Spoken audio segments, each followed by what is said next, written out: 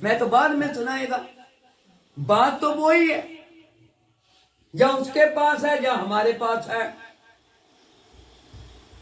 लेकिन कभी कभी ऐसा होता है कि इंसान जब ऊपर को जाता है, अपनी मर्जी से जाता है, अपने ख्यालातों से जाता है, तो परमेश्वर कहता है अगर तू ऊंचा जाना चाहता है तो मैं नीचे भी गिराना चाहता हूं। वो भी जानता हूं मैं कैसे नीचे गिराता हूं। उतनी ही औकात में रहना चाहिए जितनी औकात हमें परमेश्वर ने दी है। परमेश्वर कहता है जो एक दूसरे से बड़ा होना चाहता है वो दूसरे का टहलुआ पहले बने, उनकी सेवा करे। इसलिए तो यीशु मसीह ने अपने चेलों के पैर धोए थे। जो जीवित खुदा स्वर्ग के ऊपर रहने वाला जो शब्द था, जो देहधारी हुआ, उसने अपने शिगिर्दों को पांव को धोया। तो पतरस नहीं मान रहा था, तो प्रभु यीशु मसीह ने कहा जो तुम में से मेरे इस काम के बीच में भागीदार नहीं, उनकी मेरे साथ भी कोई भी भागीदार नहीं। तो पतरस ने फिर अपने पांव को आगे किया और यीशु मसीह ने उनके पांव को धोया। एक जीवित परमेश्वर अपने आप को इतना नीमा कर सकता है तो हम क्यों नहीं कर सकते हैं? हम भी करेंगे, जरूर करेंगे। अगर कोई गलती है जैसी भी है माननी पड़ेगी, मानो। मैं कहता हूं मानो, गारंटी देता हूं कि परमेश्वर का आत्मा आपको छुएगा। लेकिन परमेश्वर का आत्मा छूता कैसे है ये भी लोगों को मालूम नहीं। यूहन्ना की इंजील 5 चैप्टर में लिखा हुआ है कि जो सुलेमान का दलान जहां दूत फरेश्ते जो उस पानी को हलाते थे, तालाब था वहां पर, तो रोगी लोग वहां पर इकट्ठे होते थे और जो फरिश्ता उस पानी को हलाने के लिए आता था, छूने के लिए आता था, जो पहले गिर जाता था वो चंगा हो जाता। समझ लगी? क्योंकि उनका सोना, उनका सोचना, उनका इधर उधर देखना कहीं नहीं लगा था, केवल उस जल के ऊपर लगा था कि कब जल को फरिश्ता हिलाएगा तो कब मैं नीचे जाऊंगा, कब मैं अच्छा हूंगा। तो यही तो जल आज इंसान को हिला रहा है, जागृत कर रहा है कि तुम मेरी ओर देखो, मैं तुम्हारी ओर देखता हूं। मेरी आंखें सदा तुम्हारे ऊपर लगी रहती है। परमेश्वर कभी भी हमारे ऊपर से अपनी आंखें नहीं उठाता, वो हमेशा हमारे को देखता रहता है। क्यों? कि मेरे बच्चे को कोई दूसरी शक्ति न छू जाए।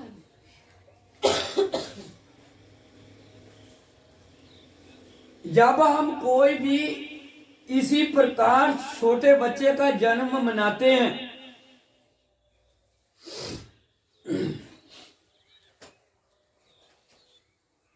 जन्मदिन मनाते हैं, असल में ये पैशन है। नबी ने बताया, वचन में भी ऐसे लिखा है, ये एक फैशन है। पति पत्नी की शादी की रस्म आई तो केक ले आए। एनिवर्सरी क्या होता है? इंग्लिश बोलते हैं, ज्यादातर तो अभी इंग्लिश ही चलती है पंजाब में। किसी बच्चे का जन्म है तो केक ले आओ। ये सिर्फ क्या है, खाने पीने के मसले। ये एक फैशन बन चुका है। पहले फैशन क्यों नहीं था? पहले बच्चे के जन्म नहीं होते थे, पहले बच्चे पैदा नहीं होते थे। अब बच्ची जन्म लेती है तो बच्ची का जन्म, जिनको बच्ची नहीं चाहिए गला घूट दो और मार दो, बच्ची तो पहले है, हमें तो लड़का चाहिए। ये सब शैतान की ओर से पखंड है। मैं इसे फॉलो नहीं करता, क्योंकि मैं परमेश्वर की ओर से ये कह रहा हूं, ये फैशन है। यदि आप कहेंगे कि देखो नबी भी इसके जन्मदिन पर गया था, लेकिन वो गया था किस काम के लिए गया था, ये तो सोचो, प्रचार तो सुनो उनका, नबी का प्रचार सुनो पहले, फिर बताएगा वो क्यों गया था, वहां जाना पड़ता है। जब आप लोग किसी बच्चे का जन्म मनाते हैं, समझ लगी ना, तो बच्चे के दिमाग के अंदर आप मालूम क्या भर देते हैं?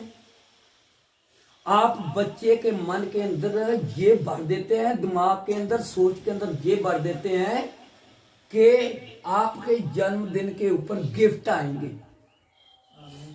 क्या आएंगे? गिफ्ट। बच्चे के दिमाग के अंदर क्या रहेगा? गिफ्ट आएंगे, गिफ्ट आएंगे, जन्मदिन आएगा मुझे गिफ्ट आएंगे, जन्मदिन आएगा मुझे गिफ्ट आएंगे। समझ? ये जो गिफ्ट का सिस्टम है, ये कहां से आया? ये सैंता क्लॉज से है। सैंता क्लॉज आएगा, क्रिसमस आएगा, हमें गिफ्ट देगा, हमारे लिए चिड़िया ले आएगा, हमें ये देगा, हमें ये देगा। ये क्या है? ये फैशन है। क्रिसमस, शैतान आपके भक्ति को खराब कर रहा है। सोचो, समझो कि आपके बच्चे के मन के अंदर उनकी सोच को कौन पकड़ रहा है? गिफ्ट। कौन पकड़ रहा है? गिफ्ट। गिफ्ट कब दिया जाता है? तब दिया जाता है जब उनके हाथों में कोई चीज होती है तो गरीब, लाचार, बीमार, दुखी, कंगाल, अंधे, लंगे, उनके पास लेकर जाओ। अपने बच्चे के हाथ में से कंबल रखो, कोट रखो, कपड़े रखो, ऐसे उनको बांटने के लिए, और वो तुमको दुआएं देंगे, कहेंगे ये बच्ची का जन्म आएगा तो हमें ये कोट मिलेगा, हमें ये वस्त्र मिलेगा, सोने के लिए, पीने के लिए, पहनने के लिए चीजें मिलेगी। वो तुम्हारे बच्चों को 1 साल से दुआ देनी शुरू करेगी कि हे परमेश्वर इसकी उम्र लंबी करना, हमें दोबारा फिर इनके हाथ से कपड़ा चाहिए। ये है यानी 2-2 हजार, 1-1 हजार, 500-500 का केक लेकर काटते हैं। गिफ्ट आएगा, गिफ्ट देना है। प्रभु ने कहा है अगर किसी को देना है तो लंगे कंगालों को दे दो। आपको एक मैं बात और बताता हूं, आज भी हम क्या है, मूर्ति पूजा कर रहे हैं। कौन कहता है कि हम संदेश में हैं? मैं नहीं मानता, कोई साबित करके दिखाए, कोई संदेश में नहीं है। ऐसे लोग हैं जो प्रभु को नहीं जानते। बाहर की कंट्री में जाकर देखो, जब किसी बच्ची का, जब बच्चे का जन्म होता है ना, तो कंगालों की लाइन लगती है कि यहां पर आज गिफ्ट मिलेंगे, दुआएं देकर जाते हैं बड़े लोग। और वो बच्चे सोचते लेने वाला क्या होता है? भिखारी होता है, कंगाल होता है। क्या हम कंगाल हैं? परमेश्वर ने हमें रूढ़ी से उठाकर, कंगालों से उठाकर पदवंतों में बैठा दिया है। क्या अब भी हम कंगाल हैं? नहीं, कंगाल नहीं। हमारे पास सोना है, हीरे हैं, मोती हैं, बहुत बहुमूल्य पत्थर हैं। वो क्या है? परमेश्वर का वचन। इनसे उत्तम कोई चीज नहीं। जिनके पास मसीह है वो मसीह का है, जिनके पास मसीह नहीं है वो मसीह का भी नहीं है। जिनके पास यीशु मसीह है उनके पास पवित्र आत्मा है। जिनके पास पवित्र आत्मा है वो शरीर की बातें करेगा ही नहीं कभी। परमेश्वर कहता कि देकर तो देखो, देकर देखो, मैं तुम्हारे लिए आकाश की खिड़की खोल दूंगा और इतना दूंगा कि रखने के लिए भी जगह नहीं मिलेगी। तो ये है हमारा परमेश्वर। जानते हुए भी परमेश्वर कहता है कि आप जानते नहीं कि आपको सेंटा क्लॉज कहां ले जा रहा है। डुप्लीकेट गलत चीज, नकली चीजों के ऊपर ध्यान मत दो, नकल को छोड़ो, असल को देखो जो प्रभु यीशु मसीह है। जो वचन है वो असल है। परछाई को मत देखो, उसको देखो। उसने कहा देख, जो भूत होते हैं उसका मांस हड्डी नहीं होता, देख मेरा मांस भी है और मेरी हड्डी भी है, और तुम मेरी हड्डी में से हड्डी हो और मांस में से मांस हो, क्योंकि तू ही मेरी हवा है। मैं तेरा दूल्हा हूं, तू मेरी दुल्हन है। ऐसा देख करके देखो, परमेश्वर आपको बरकत देगा, आशीष देगा। क्योंकि हमारी जिंदगी है ही क्या? अगर हमारी जिंदगी इतनी है तो इतनी जिंदगी के बीच में कुछ देकर तो देखो, किसी को, किसी कंगाल को देकर देखो। जो अब्राहम था, अब्राहम को परमेश्वर ने कभी सोने चांदी हीरे मोती बहुमूल्य पत्थरों का लालच नहीं दिया था। उसने कहा छोड़ दे अपने कुटुंबियों को, शाखों को, सबको, अपने परिवार को छोड़ दे, मेरे पीछे आ जा। उसने क्यों कहा था? उसने कहा था तुम्हारे परिवार के लोग मूर्ति पूजक हैं। तो अब्राहम ने ये नहीं कहा था कि मैं अपने पहले पिता को पूछेगा, ये नहीं कहा था अब्राहम ने। अब्राहम ने कहा आमीन। तो फिर हम देखेंगे, ये एक बहुत सोच और विचार वाली बात है। ये बात आप लोगों को समझने लगेगी, आप लोग कहेंगे आमीन आमीन आमीन। देखो, परमेश्वर ने अब्राहम को, उनके साकों और संबंधियों को मूर्ति पूजा से निकाला और उसने वादा किया कि मैं तुझे ऐसी पृथ्वी के बीच में लेकर जाऊंगा, यहां पर वो पृथ्वी तुम्हारे लिए इतनी प्रफुल्लित होगी और इतनी फल देगी जहां पर दाख, मधु, दूध और शहद बकता। कहा था कि नहीं कहा था? तो परमेश्वर ने एक और बात कही थी कि मूर्ति पूजा को छोड़ दे, मैं तुझे पृथ्वी दूंगा। और परमेश्वर ने क्या पृथ्वी दी? नहीं दी। समझ लगी? नहीं दी। क्या परमेश्वर ने झूठ बोला? नहीं। क्यों? क्योंकि जब वो निकल चला परमेश्वर के पीछे, परमेश्वर कहता तू मेरे पीछे पीछे चल। तो आज भी यीशु यही कहता है कि मेरे पीछे हो चल, जो मैं करता हूं वो तू भी करता जा। तो उसने ऐसा नहीं किया, वो रास्ते में ही बिगड़ गया। जब रास्ते में बिगड़ गया तो परमेश्वर ने मूर्ति पूजा से निकालकर मूर्ति पूजा के लोगों के बीच में छोड़ दिया। क्या सही किया? बिल्कुल सही किया। वो तो तुझे ही ठीक है। कई लोग कहते हैं कि जैसे सुअर होता है ना, सुअर गंदगी में रहता है। सब जानते हैं आप लोग, ये बात तो आम ही जानते हैं, सब लोग जानते हैं। लेकिन इनको अनगौर कर देते हैं, निकाल देते हैं। इनको निकालो मत सुअर को। सुअर की बात को पहले, उसकी इच्छा को, उसके कामों को, जहां उसकी फितर को देखो। सुअर की जो होती है, जब वो गंदगी के बीच में रहता है और उसको अच्छे तरीके से नहलाया जाता है, अच्छे तरीके से उसे हर एक चीज से, कपड़े से पहुंचा जाता है, जहाँ अच्छी अच्छी चीजें दी जाती है, फ्रूट दी जाते हैं, सब कुछ दिया जाता है।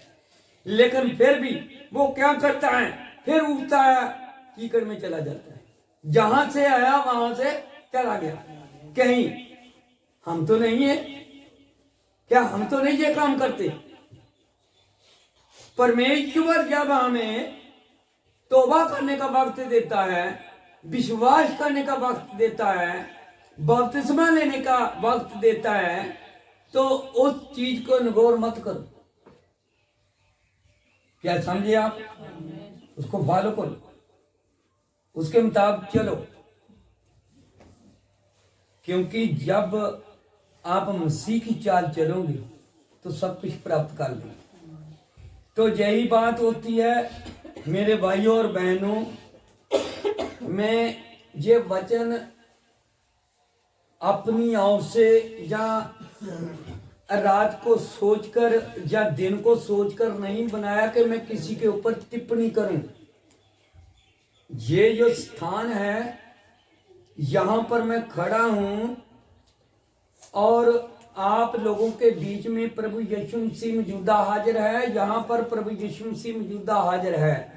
यहाँ भी परमेश्वर के लोग परमेश्वर के वचन को सुन रहे हैं, वहां पर भी प्रभु यीशु मसीह हाजिर है। अगर मैं झूठ बोलेगा तो इनका लेखा मुझे देना पड़ेगा। मैं कभी कोई भी किसी के ऊपर टिप्पणी लगाकर कभी भी प्रचार नहीं किया, ना मैं करूंगा, क्योंकि ये प्रचार सबसे पहले मेरे लिए है। मैं अपने आप को इस वचन के बीच में जब लेकर जाता हूं तो मैं अपनी कमी देखता हूं कि प्रभु आपने जो बताया है ये कमी तो मेरे बीच में भी है, तो मैं निकालना चाहता हूं, तो मुझे क्षमा कर और मेरे को माफ कर। समझ लगी आप? मैं कभी भी किसी के ऊपर कोई टिप्पणी लगाकर वचन नहीं सुनाता, ना मैं सुनाऊंगा, क्योंकि आप लोगों ने अपना लेखा देना है, मैंने अपना लेखा देना है। मैं ये नहीं कि अगर कोई भी अगर इंसान ये सोचे कि हम वफादार ये करते हैं वो करते हैं, मैं कहता हूं कि प्रभु इनको माफ कर दो, ये नहीं जानते ये क्या करते। हम कुछ भी नहीं करते, हम प्रभु यीशु मसीह की सेवा नहीं कर सकते, ना आप लोग प्रभु यीशु मसीह की सेवा कर सकते हैं। ये दिमाग से बाहर निकाल दो, क्योंकि प्रभु यीशु मसीह अपनी सेवा खुद ले लेता है। हम तो अपने आप के भी नहीं है, वो कभी भी हमें इस्तेमाल कर सकता है। तो सेवा भी हम कर रहे हैं या वो कर रहा है? वो तो वो कर रहा है, हम नहीं कर सकते। इसलिए जब हम परमेश्वर के वचन के अनुसार अगर शरीर के बीच में रहते हुए वफादार हैं, तो मैं यहां से आप लोगों को बरकत देता हूं यीशु मसीह के नाम से कि आपको किसी चीज की कमी नहीं हुई। मेरे परिवार वाला कोई भी क्यों ना होए, या मेरे कलीसिया वाला कोई भी भाई बहन क्यों ना हो, चाहे यूपी में रहते हैं वहां पर क्यों ना भी भाई बहन कोई भी हो, यूपी के बीच में मेरी उम्र से बहुत ही ज्यादा उम्र के लोग रहते हैं, बुजुर्ग रहते हैं। मैं उनको भी इतनी डांट मारता हूं, इतना झड़क मारता हूं, लेकिन फिर भी वो गुस्सा नहीं करते। उन्हें मालूम है कि पास्टर जो कहता है बिल्कुल सही कहता है, कभी नहीं बोलते वो आगे। तो मैं कभी कभी पछताता हूं और दूसरे दिन मैं ये कहता हूं कि जो मैंने झड़क मारी है अपनी ओर से नहीं मारी, प्रभु ने मुझे कहा तो मैंने आपको डांटने के लिए कहा है। यदि आप मेरे ऊपर ये बात लगाकर कहेंगे कि मैंने डांटा है, तो मैं अपनी ओर से आप सबके आगे हाथ जोड़कर क्षमा चाहता हूं कि मैं आगे से आपको नहीं कहूंगा। दिल में रखकर बात मत कहो, दिल से निकाल कर कहो तो अलग बात होती है। कभी भी किसी के भी प्रति कोई भी बात मत करो। हमारी जिंदगियों में जब मुश्किलें आती हैं, दुख आते हैं, मुसीबतें आती हैं, जैसे बहुत चर्च है जहां पर लोग 1-1 लाख लोग हैं, 50-50 हजार लोग हैं, वहां पर उनको चंगाई क्यों मिलती है? क्योंकि समर्थ एक साथ आती है। जब आप भी एक दूसरे के लिए प्रार्थना करेंगे तो आपको भी समर्थ मिलेगी। वही समर्थ जिसके लिए प्रार्थना करते हैं उनके पीछे जाएगी। तो इसी प्रकार जो यूपी के बीच में जितने लोग हैं मसीह में, और वो भी ऐसे ही करते हैं, एक दूसरे के लिए प्रार्थना करते हैं। प्रार्थना एक समय करो, बार बार प्रार्थना मत करवाओ पास्टर से। बार बार प्रार्थना करने का मतलब ये निकलता है कि आप लोगों को यीशु मसीह के ऊपर विश्वास नहीं। उस प्रार्थना की उड़ीक करो, वेट करो, तो परमेश्वर आपको प्रतिफल देगा। मैं हर चीज की गारंटी देता हूं जो यीशु मसीह की ओर से, क्योंकि मेरे को परमेश्वर ने दिया ही कि किसी के लिए भी प्रार्थना करो। प्रार्थना कभी बेअर्थ नहीं है। एक नई गवाही है कि हमारे बीच वो भाई नहीं आए मोहन, और क्योंकि उनके पोता हुआ है और डॉक्टरों ने उस बच्चे का जवाब दे दिया कि बच्चा नहीं बचेगा, मुश्किल होएगी, ऐसा है। तो उस लड़के ने, दीपक ने, भाई ने, उसने मेरे को कॉल किया। मैंने उनको कहा डरता क्यों है? डरते तो वो होते हैं जिनका ईमान नहीं होता और जिन्हें ये नहीं मालूम कि हम किसके आगे प्रार्थना करें। पर हमारा तो परमेश्वर बहुत ही सर्वशक्तिमान परमेश्वर है। अगर परमेश्वर ने जिंदगी दी है तो वो जिंदगी देने के लिए ही जिंदगी देता है, लेने के लिए नहीं। उसकी खेती है। मैं कहा परमेश्वर बच्चे को कुछ नहीं होने देगा, चिंता मत करो। तो बच्चा बिल्कुल ठीक ठाक हुआ। उसके बाद में बच्चे को दिक्कत क्या आई कि वो पोटी नहीं कर रहा था, तो उनको भेज दिया मुकेरिया को, डॉक्टर है कि उनके पास लेकर जाओ, वो स्पेशलिस्ट इस चीज का। तो उन लोगों ने कहा कि हम चेक करेंगे, आई तो ठीक है, नहीं तो फिर एडमिट करना पड़ेगा। तो हमने प्रार्थना की, प्रभु के आगे बताया नहीं उनको। मैं कहा प्रभु ये तो मस्कीन लोग हैं, बेचारे गरीब हैं, हमारे जैसे हैं, पर फिर भी हमारा विश्वास तो तुम्हारे ऊपर है। एक तो वो भाई का मोटरसाइकिल चोरी उठा लिया किसी ने, वो परेशान हो गया। चलो फिर भी उसने कहा कोई बात नहीं, को मोटरसाइकिल ले गया तो दूसरा ले लेंगे। तो उसके बाद में फिर प्रार्थना की तो वो बच्चा बिल्कुल अब ठीक है। प्रभु की दया और प्रभु की दृष्टि तब होती है जब हम ईमान से मांगते हैं, जब हम किसी के लिए सच्चे मन से प्रार्थना करते हैं तो कोई हमारे लिए भी सच्चे मन से प्रार्थना करेगा। ये मैं पूरी गारंटी देता हूं कि यदि मैं किसी के लिए सच्चे मन से प्रार्थना करूंगा तो दूसरा भी मेरे लिए जरूर सच्चे मन से प्रार्थना करेगा। बेशक कोई दूसरा करे या ना करे, परमेश्वर कोई ना कोई किसी न किसी इंसान के माध्यम से हमें वो सच्चे मन से प्रार्थना करने वाला आदमी दे ही देगा। परमेश्वर का काम है, वो खुद अपने काम को चला देता है। परमेश्वर के कामों के बीच में कोई भी दखलंदाजी नहीं देनी चाहिए। जो वो कहता है वो ही करो।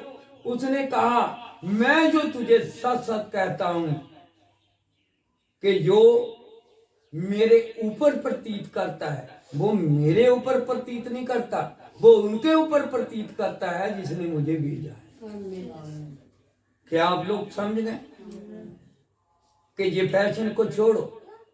मैंने एक भाई हमारा सेवक है और झांकीराज से भाई राजकुमार, और उसने खुद कहा कि मैं अपने परिवार के बीच में बहुत ये लोगों का कि जन्मदिन का जो मेरे को मत बोला करो ना, ये मनाओ। तो इसी बात पर मैंने भी बात की थी, बोलता कि आप पास्टर जी बिल्कुल सही कह रहे हैं। कि वचन में ऐसा कुछ भी नहीं, क्योंकि ये फैशन हो चुका है, ये दुनिया की रीति रिवाज है। ये दुनिया को देखकर देखो, जब दुनिया के बीच में डीजे चलते हैं ना, डीजे शादी में चलते हैं, पार्टी में चलते हैं, कोई अपना अपना फंक्शन करवा तो उसमें चलते हैं डीजे। तो कभी कभी मसीह में जो लोग होते हैं, जो कमजोर होते हैं, तो उनका भी थोड़ा थोड़ा ठुमका लगना शुरू हो जाता है घर में। क्यों होता है? क्योंकि वो अंदर जाता है, दूसरों को देखकर वो भी नाचना शुरू करता है। अभी देखो, जो बहुत लोग बाहर तक लोग, दूसरी कंट्री के लोग बलजिंदर पास्ट को सब जानते हैं, उनको खुद को नाचते हुए देखो, जबकि पास्टर ऐसे किसी पार्टी के बीच में, जब किसी और के बीच में ऐसे नाच नहीं सकता। नाचो तब जब ऐद का संदूक हमारे घर में है, नाचो तब जब वचन हमारे घर में है, तो वचन के लिए नाचो। परमेश्वर नाचने के लिए नहीं रोक रहा, उनके लिए नाचो जो हमें जिंदगी देता है, जीवन देता है, उसके लिए नाचो। और कभी भी कोई भी चीज की मनावत करनी है तो उस चीज की मनावत करो कि अपने घरों में जन्मदिन मनाने के बावजूद वो जन्मदिन मनाओ जो पवित्र आत्मा से आपने जन्म दिया। वो जन्मदिन मनाओ कि आज का दिन हमें परमेश्वर ने जन्म दिया। आज का दिन परमेश्वर ने अपने आत्मा से आत्मा हमें दिया। आज का दिन हमें आत्मिक जीवन मिला है, जो अनंत काल का जीवन, उसके लिए जियो, क्योंकि वो समर्थी है। और बच्चे का जन्म देने का मतलब ये होता है कि अपने बच्चे का जब भी जन्मदिन मनाओ, या तो अपने जन्मदिन के मुताबिक उनका जन्मदिन मनाओ, उस दिन कोई ना कोई चीज भेंट करो। समझ लगी ना आपको? जो इंसान किसी परमेश्वर के किसी जन को, जब परमेश्वर के किसी भी गरीब और मस्कीन को नहीं दे सकता, तो वो बरकत कैसे प्राप्त करेगा? नहीं कर सकता। क्योंकि परमेश्वर ने कहा, यहोवा ने, जो मेरे गरीब किसी मस्कीन को उधार देता है वो मुझे उधार देता है। जब हम किसी परमेश्वर के जन को, परमेश्वर के बल्द को, परमेश्वर के चरवाहे को, परमेश्वर के सेवक को जो देता है, क्योंकि वो गरीब होता है। लेवी लोग जो थे, लेवी समझते हैं आप? लेवी घराना याजकों का घराना था। लेवी अब्राहम की संतान में से लेवी के घरानों को परमेश्वर ने जमीन नहीं दी थी। उनके 12 गोत्रों में जमीन दी थी, लेकिन लेवियों को जमीन नहीं दी थी। उसने कहा, जब भी जो गुजारा करेंगे तो जिनको मैंने जमीन दी है वो उनको देंगे, उनको दान देंगे, उनको दसमंद देंगे, क्योंकि मैंने इनको जमीन नहीं दी। परमेश्वर लेवियों को जमीन नहीं देता। परमेश्वर लेवियों को जब भी देता है वो अपनी जमीन में से जमीन देता है। वो कौन सी जमीन है? परमेश्वर का वचन, क्योंकि वो आगे बांटता है। परमेश्वर ने जैसे उनको जमीन बांटी थी, और लेवियों ने यही जमीन, परमेश्वर का वचन, उनको बांटा। कैसे? याजक बना। इसलिए हम आखिर के समय में गीत गाते हैं, दिन रात प्रभु की महिमा हो, हमें याजक बना दिया। तो हम परमेश्वर के याजक हैं। तो जब याजक हैं तो याजक कहां से खाएंगे? परमेश्वर की हुजूरी से खाएंगे, परमेश्वर के तंबू से खाएंगे, परमेश्वर के घर से खाएंगे। कहां से खाएंगे? तो परमेश्वर के घर, परमेश्वर के तंबू, परमेश्वर की हैकल, परमेश्वर के लोग, उनकी कलीसिया होती है। इसलिए जो परमेश्वर को देता है तो परमेश्वर उन्हें देता है। जब कोई भी हमारा कोई भी बच्चा क्यों ना हो, चाहे लड़की है चाहे कोई लड़का है चाहे हम है, इस दिन की अगर मनौत करनी है तो आत्मा का मनौत करो, शरीर का मत करो। फिर देखो कि परमेश्वर आपके लिए कांच की खिड़की खोल दे। प्रभु आपको बहुत बरकत दें और आशीष दें। आप सबको प्रभु यीशु मसीह के नाम से जय।